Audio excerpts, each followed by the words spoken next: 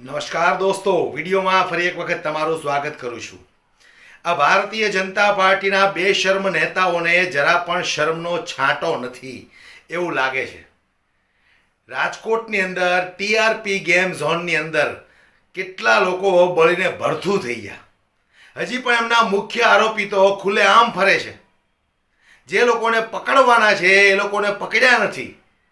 જે જગ્યાએ TRP zone બળીને ખાક થઈ ગયું ત્યાં આ લોકોએ બુલડોઝર ફેરવી દીધું, જેથી કરીને કોઈ પણ પ્રકારના એવિડન્સ ન મળે। કેટલા બેશર્મ લોકો છે આ! આટલા લોકો મૃત્યુ પામ્યા છે, એની મૃત્યુ ઉપર આ લોકો રાજનીતિ કરે ને એવા બેશર્મ નેતાઓ છે। ત્યારે જિગ્નેશ મેવાણી છેલ્લા ઘણા બધા દિવસથી આંદોલનો ઉપર ઉતર્યા છે કે આના મુખ્ય જે આરોપી છે એમને કેમ હજુ સુધીમાં પકડવામાં નથી આવ્યા। જે રીતે મોરબીની અંદર જે પુલ દુર્ઘટના થઈ હતી, એમના મુખ્ય આરોપીને છોડી મૂકવામાં આવ્યા હતા, એના પર કોઈ પણ જાતની કાર્યવાહી નહોતી થઈ, કારણ કે પરસોત્તમ રૂપાલાના વેવાય હતા। ત્યારે આજે આ જ ઘટનામાં એવું પણ લાગી રહ્યું છે। ત્યારે જિગ્નેશ મેવાણીની જે વેદના છે એ સાંભળીને તમે પણ દોસ્તો ધ્રુજી ઉઠશો। રાજકોટ વાસીઓના મુખે એવી ચર્ચા છે કે અત્યારે જે ઓફિસરો ઘટનાની તપાસ કરી રહેલા છે એ ઓફિસર પૈકીના 2 માણસો બરાબર ઘટનાના 24 કલાક પહેલા એક જુગારની મેટરમાં તોડ કરી રહ્યા હતા। ગઈકાલે મોડી સાંજે હું રાજકોટ એક ધારા 14 દિવસ રોકાઈને અમદાવાદ આવ્યો છું અને 14 દિવસ દરમિયાન રાજકોટ અગ્નિકાંડના કેટલાક પીડિતોને મળ્યો। ત્યાં મેં પ્રાર્થના સભામાં ભાગ લીધો, શ્રદ્ધાંજલિના કાર્યક્રમો આપ્યા, પીડિતો માટે મૌન પાળ્યું, પત્રિકા વિતરણ કરી, લોક સંપર્ક કર્યો, અનેક મીડિયાના મિત્રો, પત્રકાર મિત્રો સાથે આ ઘટના બાબતે વાત કરી, કેટલાક અગ્રણી નાગરિકોને, બુદ્ધિજીવીઓને મળ્યા। સમગ્ર રાજકોટનું એક સુરે આજની તારીખ એવું માનવું છે કે અગ્નિકાંડમાં પણ તક્ષશિલા કાંડ અને મોરબી કાંડની માફક ન્યાય મળવાનો નથી। આખું રાજકોટ એ એક સુરે આવું કહી રહ્યું છે। આ રાજકોટના રહેવાસીઓ અને પીડિત પરિવારો એવું એટલા માટે માની રહ્યા છે કે અગાઉ તક્ષશિલા કાંડ, શ્રેય હોસ્પિટલ કાંડ, રાજકોટમાં જ કોરોના દરમિયાન શિવાનંદ હોસ્પિટલમાં લાગેલી આગમાં જે 8 લોકોના મૃત્યુ પામ્યા એ ઘટના અને વડોદરાની હરણીકાંડની ઘટના, આવી એક પણ ઘટનામાં રાજ્યની સરકારે અને પોલીસે કસૂરવાર મોટા અધિકારીઓ અને ભારતીય જનતા પાર્ટીના ભ્રષ્ટ નેતાઓની ક્યારેય ધરપકડ કરી નથી। અને એના કારણે આજે રાજકોટ શહેરમાં અને પીડિત પરિવારોમાં એવી લાગણી પ્રવર્તે છે કે આ કિસ્સામાં પણ એમને કોઈ પણ સંજોગોમાં ન્યાય મળવાનો નથી। ગઈકાલે સરકારના મંત્રીએ અને આગલા દિવસે એસઆઈટીના વડા સુભાષ ત્રિવેદીએ પણ કહ્યું સ્ટાન્ડર્ડ જવાબ કે તપાસ ચાલી રહી છે। ઘટના બન્યાને થોડાક દિવસમાં 1 મહિનો થવા આવશે, એ છતાં આ તપાસ ટીમો શું કરી રહી છે એનાથી સમગ્ર ગુજરાતની જનતા એક પ્રકારે અજાણ છે। અમે ઘટના સ્થળની મુલાકાત લીધી અને ત્યાંના તમામ લોકોનું એક સુરે કહેવું હતું કે સાંજે 4:30-5 વાગે ઘટના બની, એના ગણતરીના કલાકોમાં હજી એસઆઈટીનું ગઠન થયું નથી, હજી ઇન્વેસ્ટિગેટિંગ ઓફિસરની નિમણૂક થઈ નથી અને એફએસએલના મિત્રોએ એક પણ પુરાવો કલેક્ટ કર્યો નથી। એની પહેલા આખો ક્રાઇમ સીન એ ટોટલી ડિસમેન્ટલ કરી નાખ્યો, એને ડિસ્ટર્બ કરી નાખ્યો। એલએલબીના પહેલા વર્ષમાં ભણનારા વિદ્યાર્થી અને લોકરક્ષકને પણ ખબર પડે છે કે આવી ગંભીર ઘટનામાં કે કોઈ પણ ગુનાહિત કૃત્યમાં પુરાવાઓ એકત્રિત કર્યા ન હોય ત્યાં સુધી ક્રાઇમ સીનને ડિસ્ટર્બ કરી શકાતો નથી. તો પહેલો અને પાયાનો સવાલ, કોની સૂચનાથી અને કયા આશયથી રાજકોટ મ્યુનિસિપલ કમિશનર અને પોલીસ કમિશનર શ્રી દ્વારા આ ક્રાઇમ સીનને ડિસ્ટર્બ કરવામાં આવ્યો? આ સૌથી પાયાનો સવાલ છે, કેમ કે આ કૃત્ય એ પુરાવાનો નાશ કરવા સમાન કૃત્ય છે. અને આપ સૌ જાણો છો એમ પુરાવાનો નાશ કરવો એ પોતે એક ગુનાહિત કૃત્ય છે. તો કોની સૂચના હતી અને કોના કહેવાથી, કયા આશયથી આ ક્રાઇમ સીનને ખોરવી નાખી, ત્યાં જેસીબી ફેરવી દઈને આખી જગ્યાને ક્રિકેટ રમી શકાય એવા ખુલ્લા મેદાનમાં તબદીલ કરી દીધી?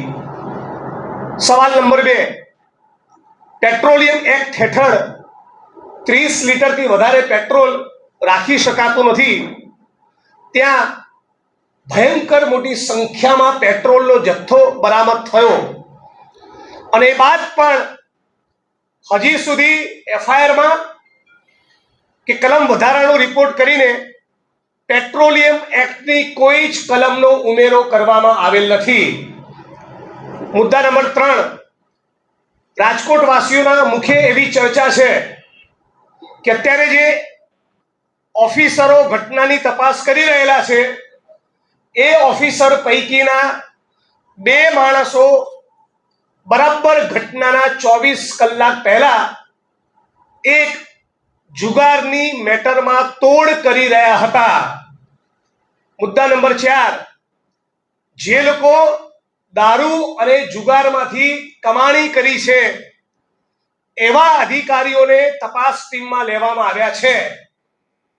મુદ્દા નંબર 5, એસઆઈટી એ મોરબી કાંડમાં પણ બની હતી અને મોરબી કાંડની મેટર લડી રહેલા એક એડવોકેટ મિત્ર સાથે વાત થઈ. એમણે કહ્યું કે મોરબી કાંડમાં દાખલ થયેલી ચાર્જશીટમાં એસઆઈટીના રિપોર્ટને મૂકવામાં આવેલ નથી. એના રિપોર્ટનું તક્ષશિલા કાંડ, મોરબી કાંડ કે અગ્નિકાંડ જેવી ઘટનામાં આપણે પાણીપુરી ખાતા હોય અને એ વખતે હાથમાં જે કાગળ પકડાવે એનાથી વિશેષ કોઈ મહત્વ રહેતું નથી. આ એસઆઈટીના વડા એ સુભાષ ત્રિવેદી છે. આપ સૌ મિત્રોને જણાવું કે અગાઉ સુરતની એક મોક ડ્રીલના પ્રકરણમાં એક પીએસઆઈ કે પોલીસ ઇન્સ્પેક્ટરના પેટમાં એમણે મોક ડ્રીલ દરમિયાન જેવા જીવતો કારતૂસ હતો એવી રિવોલ્વરથી ફાયર કરીને એમના પેટમાં ગોળી ધરવી દીધી હતી અને એમનું આઈપીએસનું પદ અને નોકરી બંને જોખમમાં હતા. એવી ગંભીર એમની સામે તપાસ ચાલતી હતી, પરંતુ ભારતીય જનતા પાર્ટીની સરકારે એમની નોકરી બચાવી લીધી અને એટલે બાકીની નોકરી એમણે ભારતીય જનતા પાર્ટીના આશીર્વાદ અને એહસાન તળે કરેલી છે. અને જે અધિકારી એ ભારતીય જનતા પાર્ટીના એહસાન તળે નોકરી કરી હોય એ જ અધિકારી ભારતીય જનતા પાર્ટીના ચહીતા અધિકારીઓ અને નેતાઓની સામે કોઈ સજળબમ તપાસ કરે એવું માનવાને કોઈ કારણ નથી.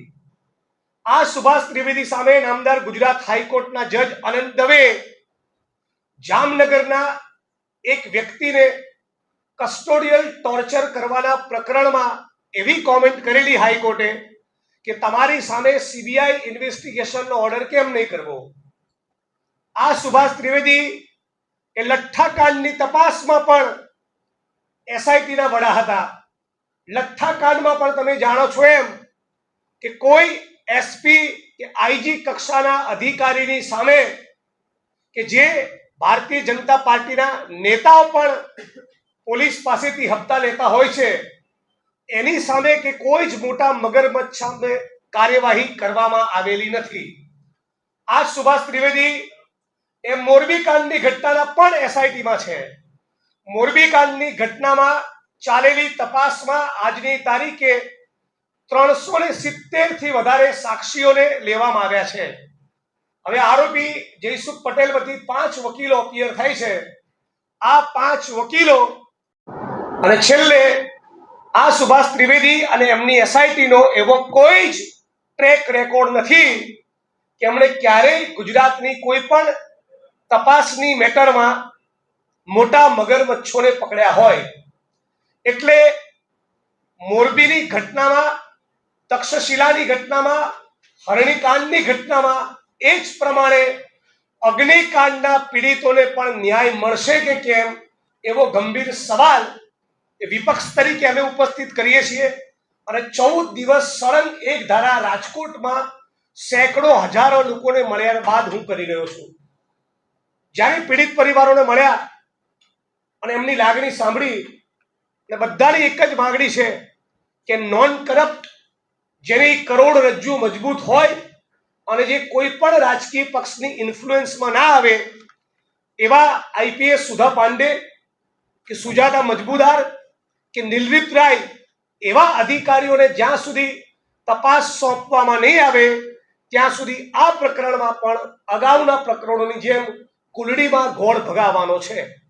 આવું ન થાય એટલા માટે અમે લોકોએ રાજકોટમાં, હું અને મારા સાથી પાલ આંબલિયા, લાલજીભાઈ દેસાઈ અને સમગ્ર રાજકોટ શહેર કોંગ્રેસ સમિતિએ 3 દિવસના રાજકોટ ત્રિકોણબાગ ખાતે ઉપવાસ ધરણા પણ કર્યા હતા કે કદાચ રાજ્ય સરકારની સંવેદના જાગે અને પીડિત પરિવારોની માંગણી મુજબ આવા નોન કરપ્ટ અધિકારીઓને તપાસ ટીમમાં લે. પણ રાજ્યની સરકાર કોઈ પણ ચમરબંધીને છોડીશું નહીં આવા એક વાક્ય સિવાય કશું જ આ મુદ્દે બોલવા તૈયાર નથી.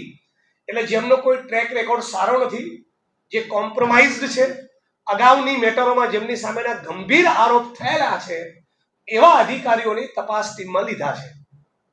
બીજી એક બાબત, આ 14 દિવસ દરમિયાન મેં રાજકોટમાં જોયું કે જે રાજકોટની જનતાએ માનનીય વિજયભાઈ રૂપાણીને મુખ્યમંત્રીનું પદ અપાવ્યું, એ વિજયભાઈ રૂપાણી અત્યારે એટલા સ્વાર્થી બની ચૂક્યા છે કે રાજકોટના એક પણ પીડિત પરિવારની આંખના આંસુ લૂછવા તૈયાર નથી.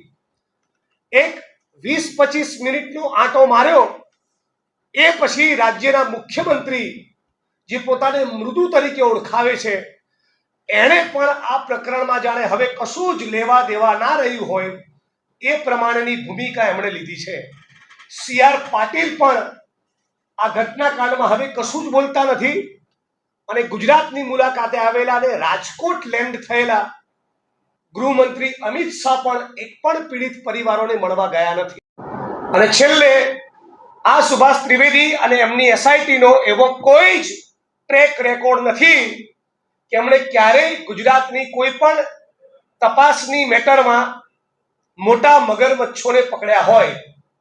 એટલે મોરબીની ઘટનામાં, તક્ષશિલાની ઘટનામાં, હરણીકાંડની ઘટનામાં એ જ પ્રમાણે અગ્નિકાંડના પીડિતોને પણ ન્યાય મળશે કે કેમ એવો ગંભીર સવાલ એ વિપક્ષ તરીકે અમે ઉપસ્થિત કરીએ છીએ. અને 14 દિવસ સળંગ એક ધારા રાજકોટમાં સેંકડો હજારો લોકોને મળ્યા બાદ હું કરી રહ્યો છું.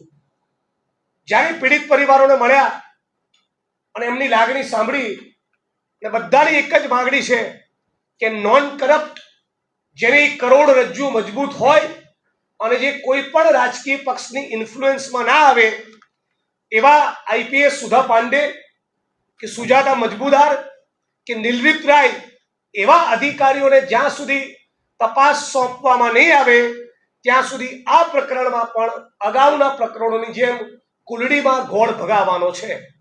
આવું ન થાય એટલા માટે અમે લોકોએ રાજકોટમાં, હું અને મારા સાથી પાલ આંબલિયા, લાલજીભાઈ દેસાઈ અને સમગ્ર રાજકોટ શહેર કોંગ્રેસ સમિતિએ 3 દિવસના રાજકોટ ત્રિકોણબાગ ખાતે ઉપવાસ ધરણા પણ કર્યા હતા કે કદાચ રાજ્ય સરકારની સંવેદના જાગે અને પીડિત પરિવારોની માંગણી મુજબ આવા નોન કરપ્ટ અધિકારીઓને તપાસ ટીમમાં લે. પણ રાજ્યની સરકાર કોઈ પણ ચમરબંધીને છોડીશું નહીં આવા એક વાક્ય સિવાય કશું જ આ મુદ્દે બોલવા તૈયાર નથી. એટલે જેમનો કોઈ ટ્રેક રેકોર્ડ સારો નથી, જે કોમ્પ્રોમાઇઝડ છે, અગાઉની મેટરોમાં જેમની સામેના ગંભીર આરોપ થયેલા છે, એવા અધિકારીઓની તપાસ ટીમમાં લીધા છે. બીજી એક બાબત, આ 14 દિવસ દરમિયાન મેં રાજકોટમાં જોયું કે જે રાજકોટની જનતાએ માનનીય વિજયભાઈ રૂપાણીને મુખ્યમંત્રીનું પદ અપાવ્યું, એ વિજયભાઈ રૂપાણી અત્યારે એટલા સ્વાર્થી બની ચૂક્યા છે કે રાજકોટના એક પણ પીડિત પરિવારની આંખના આંસુ લૂછવા તૈયાર નથી. એક 20-25 મિનિટનો આંટો માર્યો, એ પછી રાજ્યના મુખ્યમંત્રી જે પોતાને મૃદુ તરીકે ઓળખાવે છે, એણે પણ આ પ્રકરણમાં જાણે હવે કશું જ લેવા દેવા ના રહ્યું હોય એ પ્રમાણેની ભૂમિકા એમણે લીધી છે. સી.આર. પાટીલ પણ આ ઘટનાકાંડમાં હવે કશું જ બોલતા નથી અને ગુજરાતની મુલાકાતે આવેલા અને રાજકોટ લેન્ડ થયેલા ગૃહમંત્રી અમિત શાહ પણ એક પણ પીડિત પરિવારોને મળવા ગયા નથી. 156 ધારાસભ્યો, રાજકોટના 68 કોર્પોરેટરો અને 25 સાંસદોમાંથી એક પણ માણસ આજની તારીખે અગ્નિકાંડના પીડિતોને ન્યાય અપાવવા, એમની આંખના આંસુ લૂછવા એમની સાથે નથી. એનો મતલબ એમ કે રાજ્યની સરકાર એ વિપક્ષ અને મીડિયાનું પ્રેશર ઓછું થાય એની રાહ જોઈ રહી છે અને અગાઉના પ્રકરણોની જેમ કુલડીમાં ગોળ ભગાયો, કેસમાં ભાંગરો વટાયો, એ જ પ્રમાણેનું કૃત્ય એ અગ્નિકાંડમાં પણ કરવા માંગે છે, એવું બહુ જવાબદારીપૂર્વક કહું છું. અને એટલા માટે કોંગ્રેસ પક્ષ તરીકે અમે બધા જ ડિટરમાઇન્ડ છીએ કે જ્યાં સુધી પીડિત પરિવારોને લડવું હશે, સુપ્રીમ કોર્ટ ઓફ ઇન્ડિયા સુધી અમે એમની મદદ કરવાના છીએ. અને આ 15 તારીખે રાજકોટ શહેરના પોલીસ કમિશનરની કચેરીની બહાર અમે ઉગ્ર દેખાવોનો કાર્યક્રમ હાથ ધર્યો છે અને 25 તારીખે રાજકોટ બંધનું પણ અમે એલાન કર્યું છે. જો રાજ્યની સરકાર અને રાજ્યની પોલીસ અમારી અને પીડિત પરિવારોની માગણી મુજબ એક સચોટ તપાસ ટીમનું ગઠન નહીં કરે, પીડિતોને 4 લાખના બદલે 1 કરોડનું વળતર ચૂકવવાની જાહેરાત નહીં કરે અને 1 થી 1.5 વર્ષમાં ફાસ્ટ ટ્રેક કોર્ટમાં કેસની ટ્રાયલ પૂરી કરવાની બાંહેધરી નહીં આપે તો 25 તારીખે અમે રાજકોટ શહેરમાં બંધનું એલાન કર્યું છે. એ બંધ